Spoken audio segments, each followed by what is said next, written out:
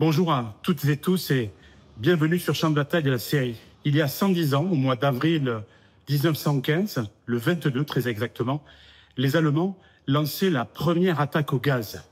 Une autre forme de guerre débutait. Eh bien, ce sujet assez délicat a fait l'objet d'un joli documentaire que l'équipe de Champ de bataille a décidé de vous offrir. Ce documentaire est signé d'un jeune réalisateur, Quentin Gauthier, passionné d'histoire et de reconstitution. Et toute l'équipe, d'ailleurs, le remercie infiniment de nous avoir proposé son travail. Ça sera toujours un bonheur pour nous d'offrir un maximum de visibilité à des travaux de cette qualité.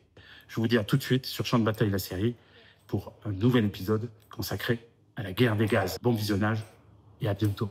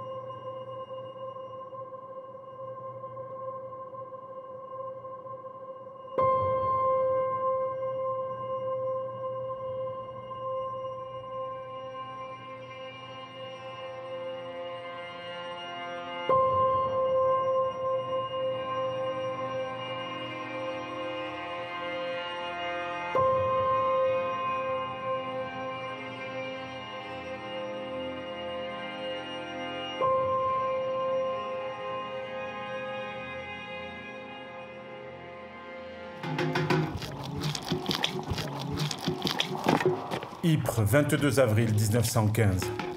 Il est environ 17 h qu'un nuage d'une dizaine de mètres de haut avance lentement vers les lignes alliées. Le lieutenant Jules-Henri Gutzberger est témoin de l'apparition de ces étranges vapeurs. Il y a des mouvements. C'est ce qui se passe. Je vais voir. Prends ma place. C'est ce qui se passe là-bas. Ça a l'air de bouger de l'autre côté. Je vais voir. Restez attentif.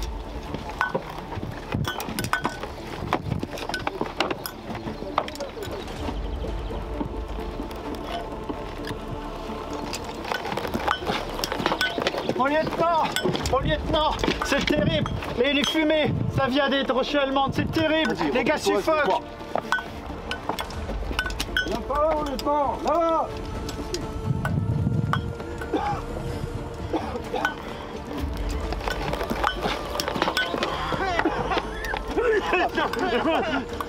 Les fumées des rochers allemandes.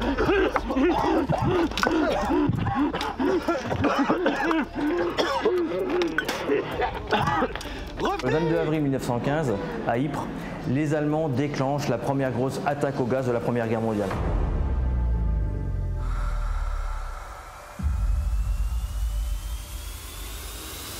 Ils ont déployé 5700 bonbonnes de gaz qui vont permettre de libérer 150 tonnes donc, de chlore, de gaz chloré, gaz qui va se répandre en direction des lignes françaises, essentiellement également britanniques.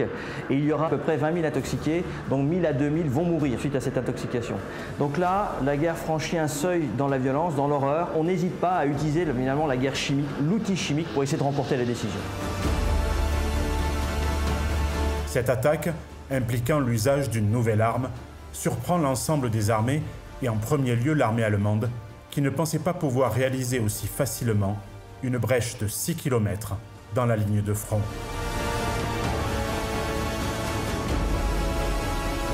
La réussite, elle est totale pour les Allemands puisqu'ils vont progresser sur une grande distance avec une technique qui n'avait jamais été utilisée auparavant. Cette réussite, elle n'a été possible qu'avec l'usage du gaz.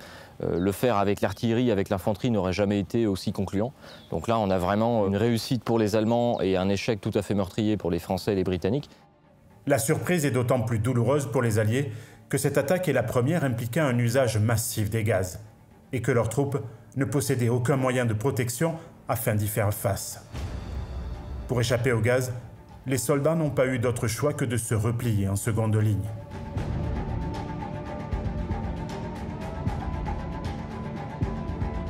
Mais dès le lendemain, les Français contre-attaquent et ils repoussent les Allemands jusqu'à leur position initiale.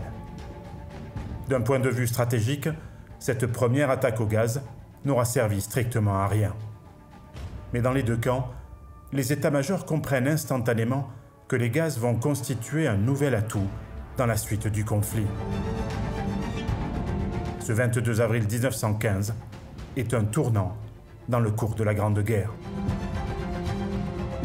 Les Allemands vont franchir un tabou en fait, avec l'utilisation de ces armes au gaz, bien que avant la Première Guerre mondiale, il y a eu les accords de La Haye qui avaient été signés par les futurs États belligérants. La Convention de La Haye avait pour objectif de moraliser la guerre, de codifier la guerre, d'octroyer des droits aux combattants. Et il avait été précisé dans ces deux conventions de 1899 et 1907 qu'on devait interdire l'utilisation de projectiles à gaz. Sauf que les Allemands ont joué sur les mots. En effet, lors de la première attaque au gaz, ils n'ont pas envoyé de gaz par obus, ils ont envoyé par bonbonne. Ils ont interprété le droit pour pouvoir dire « nous avons le droit avec nous », puisque la Convention de La Haye ne prévoit que des projectiles. Par là, en fait, ils interprètent finalement ces conventions pour finalement moralement franchir ce tabou-là.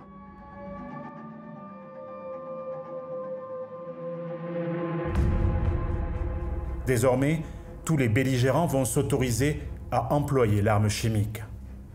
La première attaque au gaz d'Ypres est le fruit d'une étroite collaboration entre l'armée allemande et le chimiste Fritz Haber, qui dirige depuis 1911 l'Institut de recherche du Kaiser Wilhelm à Berlin. Ironie de l'histoire, Haber recevra le prix Nobel de chimie en 1918 pour ses travaux sur la synthèse de l'ammoniac dans la fabrication d'engrais.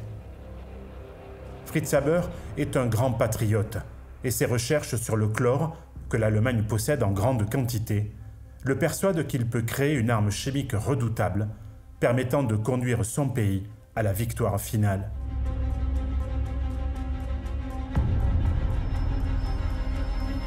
L'armée allemande, plus exactement de l'industrie allemande, c'était ses capacités chimiques, c'était les 25 000 chimistes qui existaient dans le pays avant-guerre, contre à peu près 2500 en France. Il y avait une hégémonie allemande dans le domaine des colorants notamment, de la connaissance des composants chimiques, et ils se sont en quelque sorte appuyés sur pas d'avance ces armes qu'ils avaient presque à portée de main.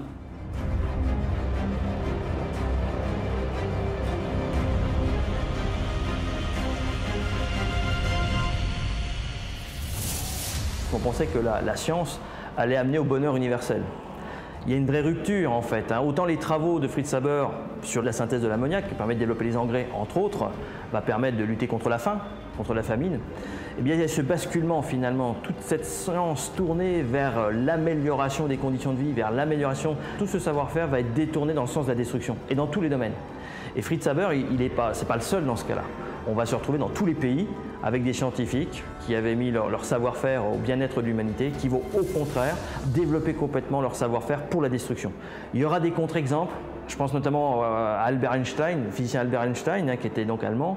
Et Einstein, lui de son côté, avait par exemple refusé de signer le manifeste des 93 en tant que tel, parce que voilà, il ne souhaitait pas que les travaux scientifiques soient au service de l'État et à des fins de destruction. Donc Fritz Haber, il est révélateur en fait de ce tournant pris par de très nombreux scientifiques qui vont mettre leur savoir-faire au service de la victoire de leur pays et donc au service, paradoxalement, de la destruction.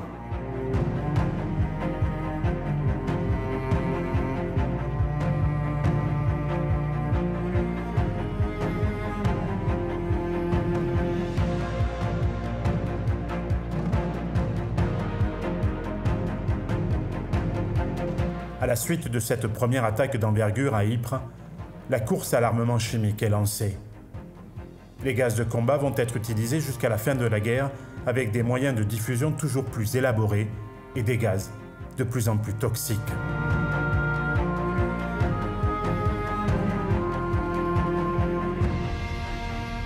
On avait utilisé donc les mitrailleuses, les fusils, les balles, les obus, les canons vont demeurer de 14-18 l'arme prioritaire sur le champ de bataille. Mais là, on va rajouter ce nouvel armement qui, on peut le dire tout de suite, n'a pas été le plus meurtrier, loin s'en faut, de la Première Guerre mondiale, mais qui a frappé psychologiquement les combattants. Et pour ceux qui ont été atteints, ça les a fait périr dans des conditions terribles.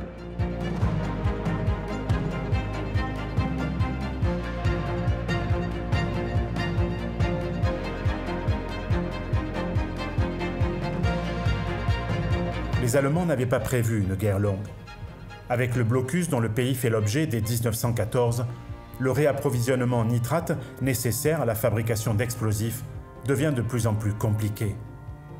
De plus, depuis la fin de l'année 1914, les armées se sont enterrées. Les offensives ne permettent pas de briser le front.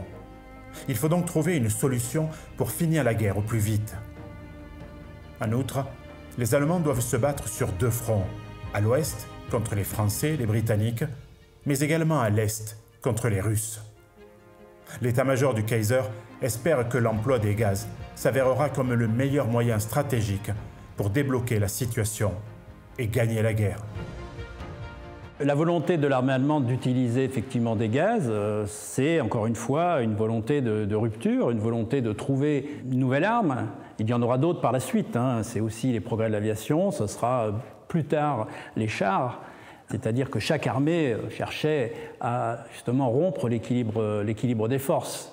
Donc les gaz ont été une tentative, et ce n'est pas une tentative qui a été victorieuse au sens où ça n'a pas changé, bouleversé la guerre elle-même. Une fois passé l'effet de surprise lors de la première offensive, que les Allemands n'ont d'ailleurs pas poussé jusqu'au bout, hein. Et puis, en quelques mois, les armées alliées ont elles-mêmes trouvé la parade, en quelque sorte, en utilisant à leur tour des gaz. Et puis surtout, l'usage des gaz était extrêmement délicat. Il fallait des conditions atmosphériques, des conditions météo, de température, de sens du vent, etc., qui rendaient en fait assez inopérants la plupart des opérations qui ont été tentées.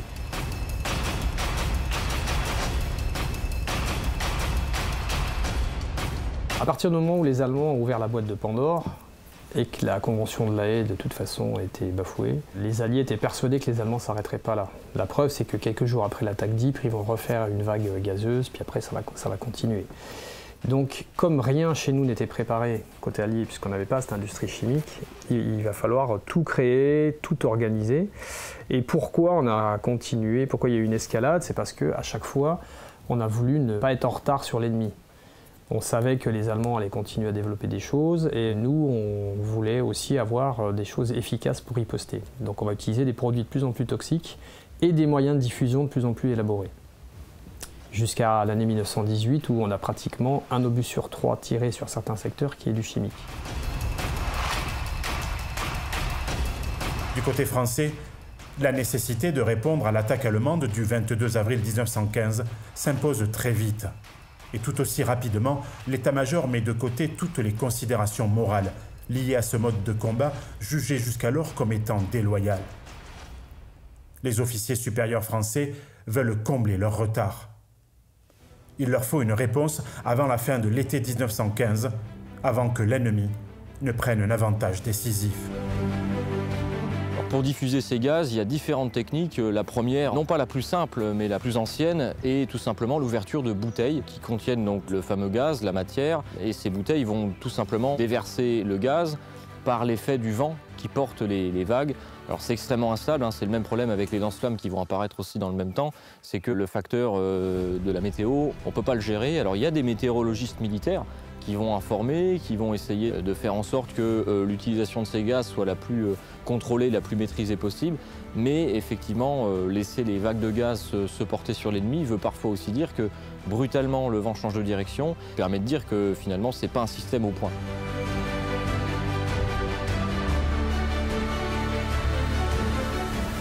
Le 14 février 1916, le Berger répond donc à la Bergère. Une première vague gazeuse composée de 90 tonnes de chlore est dispersée par les Français dans le secteur de Reims. Mais ces premières attaques sont loin d'être concluantes. Elles nécessitent des quantités importantes de chlore et sont trop dépendantes des conditions météorologiques. La vraie avancée technique, c'est l'obus. Donc plus tard, on inventera la munition en tant que telle, la munition chimique, c'est-à-dire l'obus à gaz.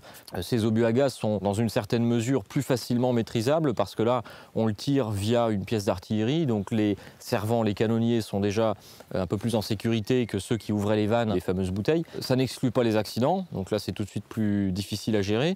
En revanche, il y avait aussi cette invention qu'on trouve notamment chez les Anglais, mais qui sera récupérée par tous les belligérants, qui est en fait ce qu'on appelle le projector. Donc c'est une sorte de cylindre à allumage électrique. Donc on disposait en fait ces cylindres en batterie donc avec des dizaines, des centaines de pièces. Ces cylindres projetaient tout simplement des obus ou des projectiles contenant ces fameux gaz. Maintenant, les munitions chimiques en tant que telles sont généralement pourvues à l'intérieur d'une fiole en verre contenant elle-même justement les matières. C'est vrai que le gaz est à l'état liquide dans un premier temps, puis par l'explosion, il va entrer en ébullition et donc tous les gaz ont des degrés d'ébullition différents et c'est à ce moment-là que le gaz se diffuse dans l'air. Alors certains sont plus fugaces que d'autres, mais aussi plus mortels et d'autres vont stagner, en revanche, sont très lourds et vont stagner dans les cavités, dans les trous d'obus, dans les tranchées et c'est là que ça va provoquer un maximum de victimes.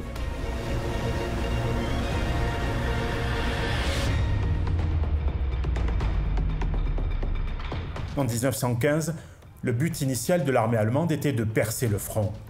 Pour y parvenir, il fallait mettre l'ennemi en incapacité de se battre en le tuant ou en le contraignant à rompre en quittant le champ de bataille. Les types de gaz se multiplient. Incapacitants, suffocants comme le chlore qui attaquait les voies respiratoires ou irritants comme les lacrymogènes. Ces gaz étaient mortels à forte concentration, mais leur but premier était d'empêcher les soldats de résister et de rendre coup pour coup. Donc le 20 juin 1915, les Allemands, encore une fois, les premiers, vont développer le premier bombardement par obus à gaz. Ça ne s'est pas passé loin d'ici, ça s'est passé en Argonne, à une trentaine de kilomètres à l'ouest de Verdun.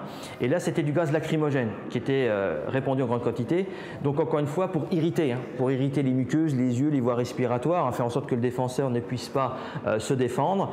Peu de temps après, les Allemands vont utiliser une deuxième catégorie d'obus. On va monter dans le caractère suffocant. Donc on peut estimer qu'en cet été 1915, les Allemands aient déployé le premier rebut à gaz létal, vraiment, à des fins. Même si le but premier est qu'il soit lacrymogène, mais il peut être suffocant.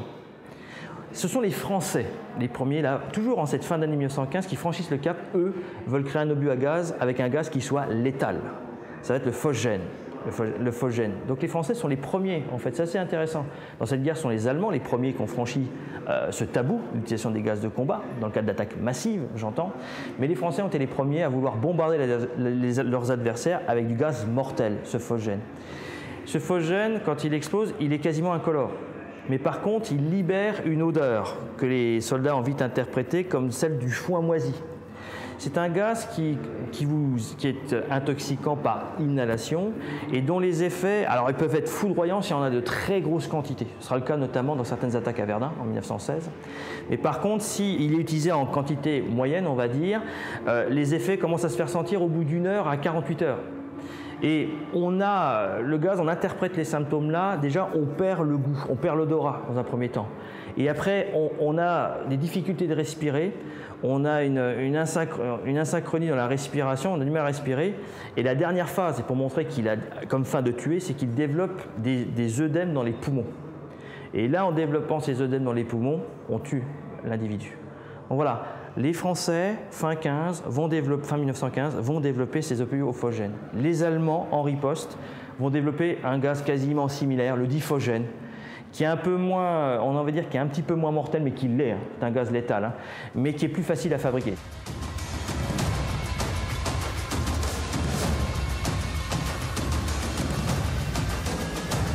À partir de la bataille de Verdun en 1916, les obus chimiques sont régulièrement utilisés. Mais ces projectiles font un bruit assez caractéristique lorsqu'ils éclatent. Les soldats expérimentés parviennent à les repérer et à lancer l'alerte. Alors, l'effet de surprise ne joue plus. Tout au long du conflit, les armées vont chercher à développer des gaz de plus en plus dangereux. La course mortifère ne semble pas devoir s'arrêter. Quand un gaz ne semble plus efficace, il faut en trouver un nouveau, dont de simples masques ne sauraient stopper l'effet.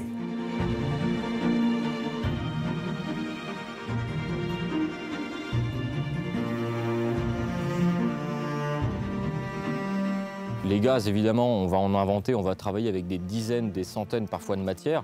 On n'en utilisera finalement qu'entre 10 et 15, notamment le chlore, qui est la matière la plus répandue. On inventera ensuite le gaz hypérite en référence à la bataille d'Ypres et à la première attaque historique par arme chimique. À la fin de la guerre, on utilisera notamment des gaz qui sont chargés en arsine, de fines particules qui vont non seulement permettre de franchir la barrière des cartouches de masques contre les gaz et provoquer, là encore, plus de victimes. Si la guerre ne s'était pas stoppée en 1918, on peut imaginer que l'escalade aurait franchi encore quelques paliers et on aurait peut-être assisté vraiment à un triste spectacle, encore plus triste que ce qu'on a pu voir pendant cette guerre. En 1917, les Allemands développent des obus chargés à l'arsenic, puis ceux à l'hypérite, le gaz moutarde, reconnaissable à son odeur très caractéristique. L'hypérite est un gaz vésicant, c'est-à-dire qu'on va être intoxiqué par inhalation. Les obus, lorsqu'ils explosent, ils projettent des gouttelettes dans toutes les directions. Mais on va être intoxiqué par contact par la peau également. C'est-à-dire qu'en explosant, ils projettent leurs gouttelettes dans toutes les directions. Donc, si on les inhale, voilà, on est intoxiqué. Mais également, le terrain va être souillé, va être contaminé par ces gouttelettes. Donc les soldats qui, après une attaque au gaz, retiraient leur masque, ils se sont mis à ramper sur une zone qui était intoxiquée et finalement vont apparaître, au bout de quelques heures, des cloques. Parce qu'on peut être intoxiqué par contact, par les pores de la peau en tant que tel. Et là, c'est terrible, hein, les effets sont vraiment terribles. On a encore une fois une intoxication de l'organisme qui attaque les voies respiratoires. Et c'est la pire des cochonneries qui était utilisée pendant la Première Guerre mondiale. Jusqu'à la fin de la guerre, les attaques au gaz se feront de plus en plus habituelles, jusqu'à devenir quasiment quotidiennes. Les gaz, qui au début de leur utilisation avaient pour objectif de neutraliser l'ennemi, vont se transformer en armes stratégiques, utilisées en complément des armes conventionnelles. Au fur et à mesure, en fait, ce qu'il faut comprendre, c'est que plus le temps va avancer, plus on va utiliser des produits variés, toxiques, et on va adapter aussi la stratégie d'utilisation en fonction du type de gaz, en fonction de l'effet qu'on va vouloir produire d'un point de vue tactique ou stratégique. Entre avril 1915 et la fin du conflit, 400 attaques au gaz seront lancées par l'ensemble des belligérants. En 1918, un tiers des obus tirés seront des obus à gaz.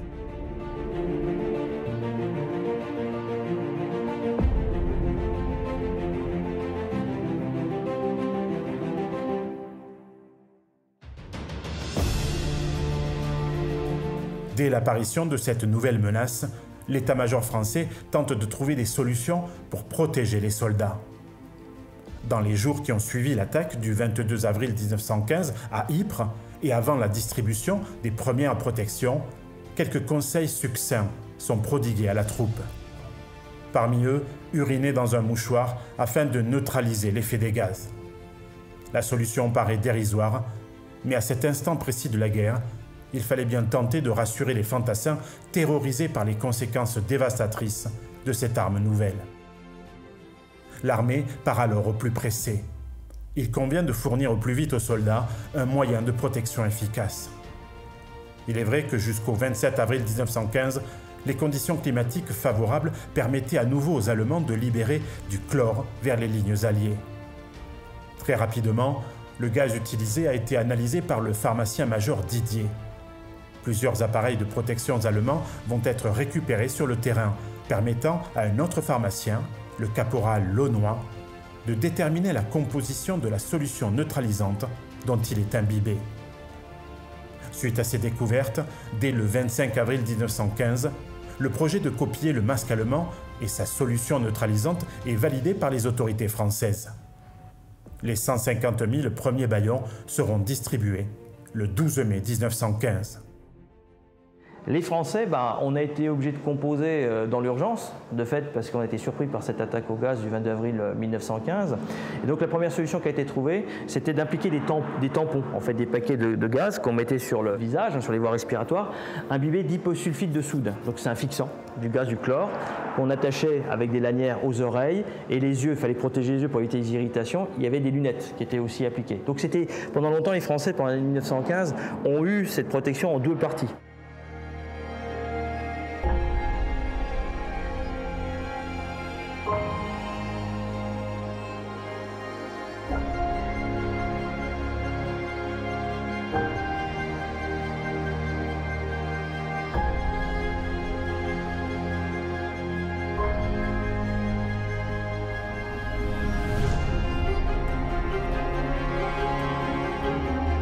Mais la course à l'armement chimique étant déjà lancée et de nouveaux gaz faisant leur apparition, le bâillon, conçu pourtant en moins d'1 mois, va s'avérer rapidement inefficace.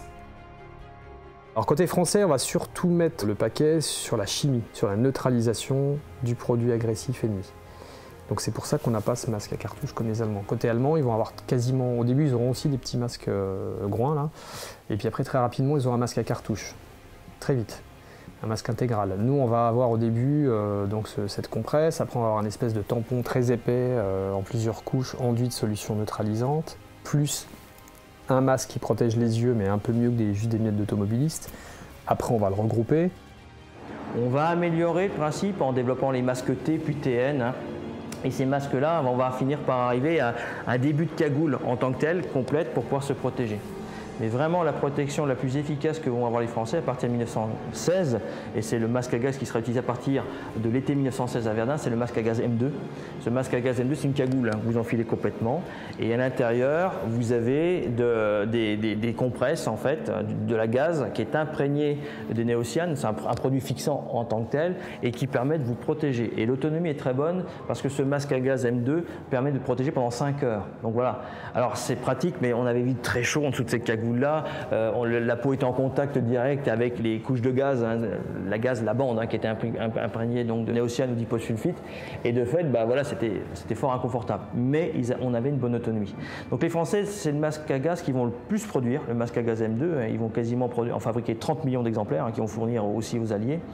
Et puis les Français vont garder ce masque jusqu'en 1918. En 1918, on va copier le modèle allemand en tant que tel, qui est plus ergonomique, plus facile à mettre.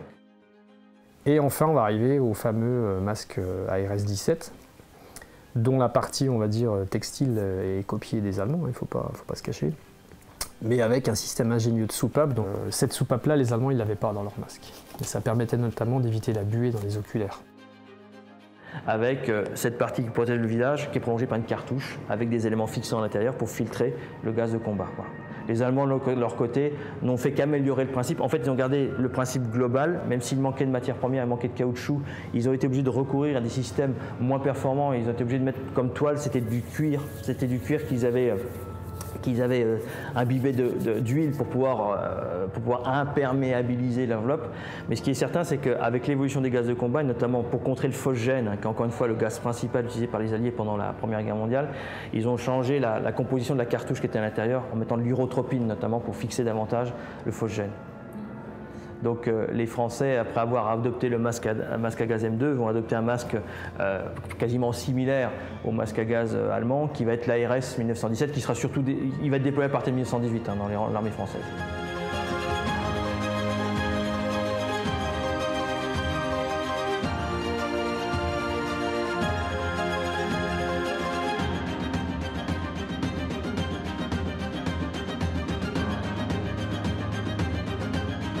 Avant d'être distribué aux soldats, la commission de protection des services chimiques français testait les masques en atmosphère confinée à l'École supérieure de pharmacie de Paris, puis sur le terrain.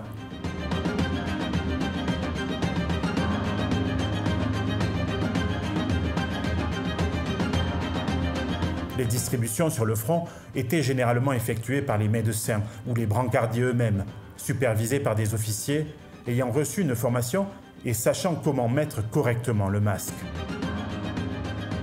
Et après, sur le terrain, il a fallu apprendre aussi donc, aux soldats à se servir de ces protections. Parce qu'avoir une protection, c'est bien, mais il fallait qu'ils sachent s'en servir. Donc il y a eu des cours qui ont été mis au point par le service de santé des armées pour former d'abord les cadres, donc les officiers. Donc ils sont tous passés, ils allaient à Paris, ils allaient tous tester le masque, descendre dans une chambre infectée pour tester. Et après, on a fait ça aussi sur le front. Donc il y avait, souvent c'était le pharmacien d'ailleurs du régiment, enfin après quand il y en a eu, parce que c'est qu'à partir de 17 qu'il y a un pharmacien dans chaque régiment, qui apprenait à ses copains soldats à se servir du masque, à le mettre correctement, à le garder, à ne pas l'enlever trop vite, et surtout avoir confiance dans la protection. Ça c'était hyper important. Et la seule façon d'avoir confiance dans la protection, c'est de vous mettre un masque sur le visage, vous faire descendre dans une chambre infectée et qu'ils ne l'enlèvent pas trop vite et qu'ils le mettent bien parce qu'en fait c'était pas si évident que ça à bien mettre, surtout les premières protections. Mais même la RS-17, comme il y a comme il y a des petites lanières à passer derrière et tout, il y avait des tailles dans la RS-17. Hein. Donc il fallait que ce soit quand même la bonne taille qui corresponde bien aux soldats, etc. Comme pour les casques, hein, il y avait des tailles. Face à des produits dont la nature létale s'accentuait de semaine en semaine, les protections individuelles étaient considérablement améliorées, renforcées et rendues finalement de plus en plus performantes. Si on s'intéresse aux chiffres de 1915, notamment des premières attaques à avril, donc on a eu un taux de mortalité de l'ordre de 40% des intoxiqués, donc c'est énorme. En 1918, ce taux d'intoxiqués qui meurent passe à 2,5%. Donc ça devient marginal. Donc c'est la preuve que les masques à gaz ont été efficaces, très efficaces. On a tâtonné, évidemment, dans les premiers mois de la guerre, notamment côté allié, surpris par cette utilisation de gaz de combat. Mais en effet, hein, les derniers masques à gaz que l'on a, enfin même ceux qui sont développés à partir de 1916, protègent vraiment bien. Je vous dis, en 1918, on a 2,5%. Donc oui, les masques à gaz ont permis de protéger, de sauver de très nombreuses vies. En parallèle, chaque belligérant met également en place divers systèmes de protection collective permettant de limiter l'effet délétère des gaz. La protection collective, elle va servir à protéger tout le régiment, toute la compagnie, etc. Donc ça va être quoi? Ça va être mettre en œuvre des moyens pour repousser les vagues de gaz, alors, avec plus ou moins de succès. Hein. On mettait des barrages de feu, on a cherché à développer tout un tas de techniques, à savoir que toutes ces techniques, elles ont aussi été testées au camp de Satory, avant d'être diffusées dans les régiments.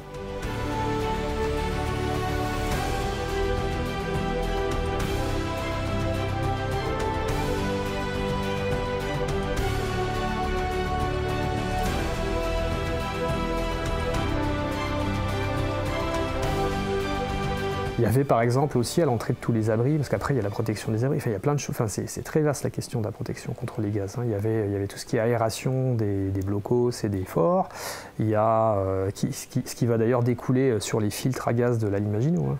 Ça a commencé là, hein. On mettait des filtres à terre, il y a eu tout un tas de choses qui ont été faites comme ça. On a étudié des ventilateurs pour évacuer l'air vicié dehors.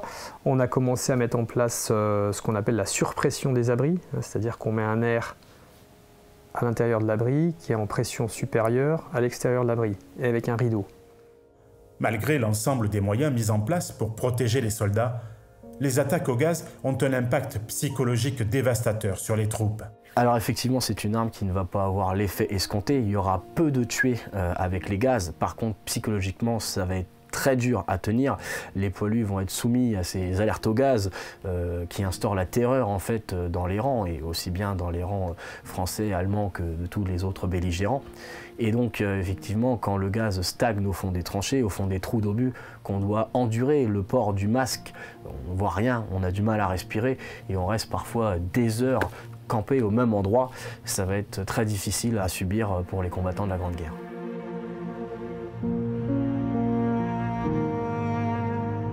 Les gaz vont quand même faire des morts et aussi beaucoup de blessés. Hein. Ceux qui seront intoxiqués par les gaz, les poumons brûlés, ça peut aussi atteindre la peau, les yeux. Donc c'est ça le côté terrifiant des gaz, c'est que même si ça ne tue pas, ça va laisser des séquelles aux anciens combattants qu'ils vont garder à vie hein, après le conflit. Et beaucoup continueront d'en mourir dans les années qui vont s'écouler et même après-guerre, jusque dans les années 50, 60, 70. Il y a des combattants de la Grande Guerre qui vont continuer de succomber aux blessures qu'ils ont reçues pendant le premier conflit mondial. Il y a eu cette peur justement dans l'après-guerre, parmi les souvenirs les plus difficiles à évoquer, ou les plus difficiles, j'ai envie de dire, à présenter et puis à raconter, donc souvent on ne les racontait pas. Mais ça a suscité dans les sociétés après-guerre une vraie horreur, une peur que dans les guerres à venir, eh bien, on utilise encore ces gaz dans des quantités inédites. Dans l'entre-deux-guerres, voilà, quand on est dans l'entre-deux-guerres, il y a cette peur, avec le développement de l'aviation en plus, d'avoir des avions qui larguent des bombes à gaz sur des populations civiles, sur des villes. Et c'est pour ça qu'au moment de la Seconde Guerre mondiale, l'entrée en guerre en 1939, en ce qui concerne donc pour le début de la Seconde Guerre mondiale, les populations avaient cette peur-là. Et la formation de défense passive était donnée, justement, on avait cette grande crainte d'avoir bien déjà des attaques, des bombardements au gaz, mais également des largages de bombes à gaz par avion. Donc cette peur collective qu'a suscité l'utilisation de gaz, elle a suscité des craintes quant à l'avenir également. Donc voilà, encore une fois, ce 1% de perte, voilà, brut, net, des morts sur le moment, ne reflète pas la réalité de l'impact qu'ont eu les gaz sur les hommes et sur les sociétés engagées dans cette guerre. Le 11 novembre 1918, l'armistice est signé. Chaque nation impliquée dans le conflit possède encore d'énormes stocks de munitions. Pire encore, un pourcentage non négligeable des obus tirés n'ont pas explosé. Ils sont toujours enfouis dans le sol des différents champs de bataille. La menace est réelle. Non seulement elle pèse sur la population du nord de la France, mais elle empêche aussi les agriculteurs français de se réapproprier certains lopins de terre. Le gouvernement s'attelle à trouver un moyen de faire disparaître l'ensemble de ces munitions afin d'éviter de nouvelles contaminations. Le ministère de la Guerre mandate des entreprises civiles privées pour effectuer la dépollution. Mais le travail demeure titanesque. La guerre se termine, les armées, ici en France, se retrouvent avec des quantités incroyables de munitions sur les bras, des munitions qui n'ont pas forcément été utilisées, d'une part, mais aussi des munitions qui ont dysfonctionné. Alors sur les quelques milliards d'obus qui ont été tirés, toutes nations confondues et tout champ de bataille confondu entre 14 et 18, il y en a quand même près de 15%, d'après les études historiques, qui n'ont pas fonctionné ou qui ont dysfonctionné. Alors les obus à gaz, les obus chimiques, ça représente 2%. Mais c'est 2% de plusieurs milliards, donc automatiquement, ça prouve quand même qu'il y a des quantités incroyables de munitions dont il faut se débarrasser. Devant l'ampleur, la difficulté de la tâche et la roublardise de certains entrepreneurs peu scrupuleux, cette dépollution n'a pas été faite aussi sérieusement que la situation l'exigeait. À l'époque, les considérations environnementales ne pesaient guère dans les politiques publiques. Alors la première solution, qui est évidemment qu'on ne peut pas cautionner avec nos esprits d'aujourd'hui, mais il faut se retransposer à l'époque, a été en fait de se servir des rivières, des fleuves et des lacs comme des poubelles. Donc on a balancé des munitions, on s'en est débarrassé très facilement au fond de la Meuse, au fond des rivières, au fond des étangs parfois. On est même allé très loin en France pour faire ça, puisqu'il y a des dépôts d'armes de la Première Guerre mondiale en plein centre de la France, en Auvergne ou dans l'Ouest. C'est-à-dire que vraiment, on ne s'est pas limité aux apports des champs de bataille. En ce qui concerne les obus chimiques, l'armée, dans un premier temps, comme consigne, va faire en sorte de détruire ces obus, notamment les obus à hypérite qui avaient été utilisés en grand nombre par les Allemands, de creuser en fait des fosses à proximité de l'endroit où ils les avaient trouvés, d'entasser ces obus-là et de coupler avec des charges explosives et de badigeonner le trou dans lequel on était avec de la chlorure de chaux pour fixer les éléments chimiques. Et l'idée, c'était par l'explosion de détruire, de vitrifier une grande partie de ces gouttelettes d'hypérite et en même temps que les éléments résiduels se fixent sur la chlorure de chaux. Donc on va créer à proximité, à l'arrière du front, des points de collecte en fait de ces obus chimiques. Et il s'est avéré que la Meuse a été un des points de collecte les plus importants, le plus important du front de l'Ouest, dans les environs de Spincourt. C'est un village à une quinzaine de kilomètres au nord-est de Verdun. Et en même temps, comme on a remis en culture très rapidement la Picardie, les Flandres, la Champagne, on a donc envoyé sur cette zone peu peuplée vers laquelle convergeaient de nombreux réseaux ferroviaires les obus chimiques. Ce qui fait qu'on s'est retrouvé, il n'y a pas d'autre terme, à être la poubelle ici, dans les environs de Spincourt, donc aux environs de Verdun, à être la poubelle chimique de l'ensemble du front de l'Ouest. Dans la forêt de Spincourt se trouve une clairière où, depuis un siècle, rien ne pousse. C'est ici qu'ont été détruits plus de 200 000 obus chimiques de l'armée allemande. Le taux d'arsenic dans le sol y est 10 fois supérieur à la norme.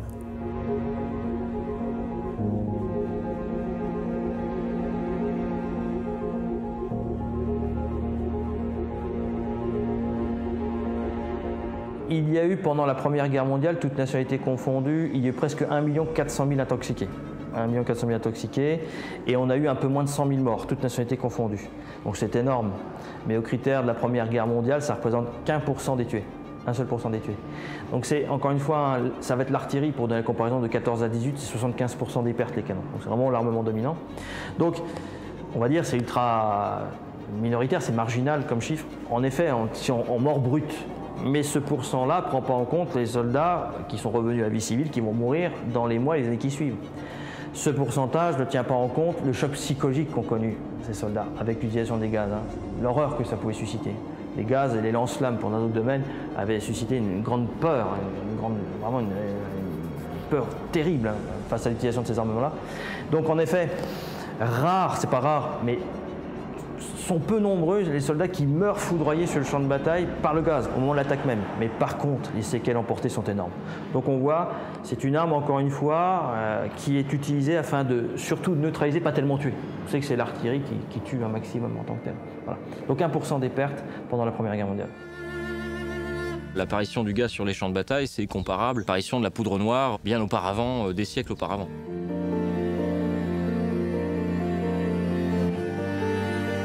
Depuis 1915 et la première utilisation des gaz de combat, l'emploi de cette nouvelle arme n'a jamais vraiment cessé. La course effrénée au développement de substances de plus en plus létales a entraîné l'amélioration des protections et même si les gaz ont fait moins de victimes que les bombardements conventionnels, ils ont eu un impact psychologique important. Ceux qui y ont été exposés et ont survécu souffriront de séquelles plus ou moins graves. Certains en mourront longtemps après la fin de la guerre. Mais cette guerre chimique a eu de nombreuses conséquences encore bien visibles aujourd'hui. De vastes zones du territoire sont toujours interdites au public du fait de la dépollution des sols et les démineurs détruisent encore régulièrement des obus retrouvés sur les champs de bataille.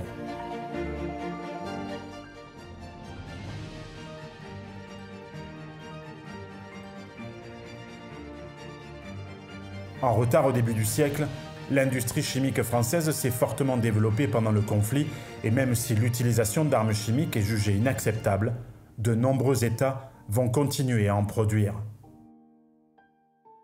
Il faudra attendre 1993 pour que la Convention sur l'interdiction de la mise au point, de la fabrication, du stockage et de l'emploi d'armes chimiques soit signée par 130 États. En 2013, la plupart des États ont ratifié la Convention. En 2023, les dernières armes chimiques sont détruites par les pays signataires. Ceux qui n'ont pas signé en possèdent encore dans leur arsenal.